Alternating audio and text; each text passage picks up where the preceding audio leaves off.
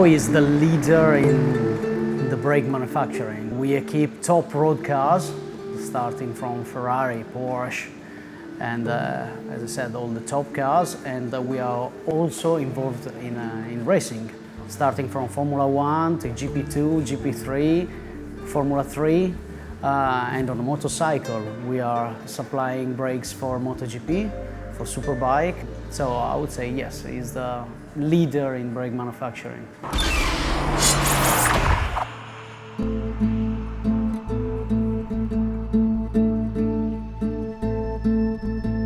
We are based in the north of Italy, close to Milan. Brembo is certainly a brand and name well known in Italy. It's one of the biggest Italian company. Brembo born as a company in 1961. The first product made by Brembo was the disc. And then in the 70s we start to make brake systems for motorbikes. And this was the first challenge on moving from just the disc to the complete brake system. Then in the 80s we start to supply Porsche with the complete brake system. And from that point on we started to be year by year involved in the production of the brake system for top cars. In the 1975 we started to supply brakes in Formula 1 when Enzo Ferrari asked our president to design and build the brake system for the car. And the history, it's very short, but seen a very quick growth from disc producer, as I said, in the 60s. And actually we are the largest brake manufacturer in the world. It's a good example of how an Italian company can be successful also outside of the border. How a racing brake, I would say, is made. You start, obviously the design is the first.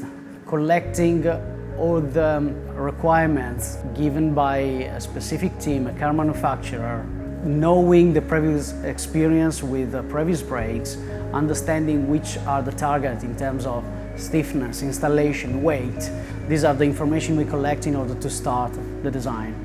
It requires structural analysis plus computational fluid dynamic calculation that allowed us to develop the brakes under the performance point of view, so stiffness, driver feeling, to guarantee that on the car you could keep constant and reliable performance. Then, as soon as the 3D model is released, we start with the production, and then the machining is starting.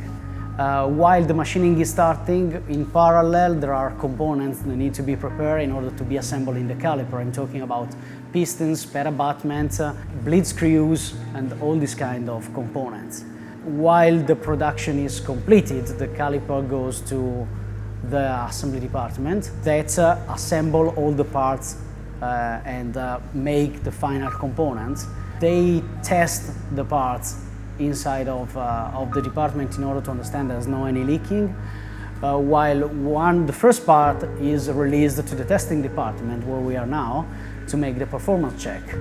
Performance check means static check, where we check the stiffness and we live test of the caliper plus the dyno test when we repeat exactly the behavior of the brake system on the car. If everything goes right, the caliper arrives at the car and it's ready for a race weekend. The difference between race brakes and road brake, especially in the last years, is very big.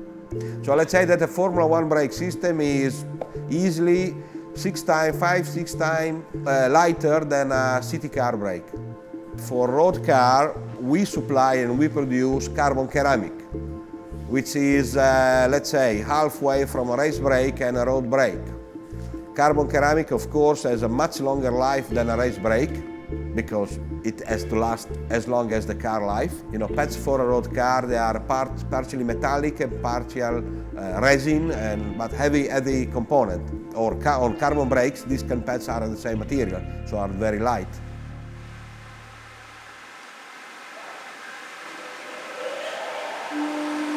Carbon brake has the capacity to dissipate a much bigger amount of energy and dissipated means sucks and dissipate to the air. That's why Formula One car can stop in such a short time. The disc achieve a very high temperature during the braking, but in a few seconds it cools down, and you can never achieve the same performances with cast iron.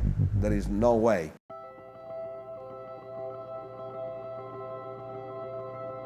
So what will be the future on brakes for road cars and racing cars? I think that road cars are moving to electrical cars very quickly. There would be certainly a better integration by all the systems of the car and the brake system as well.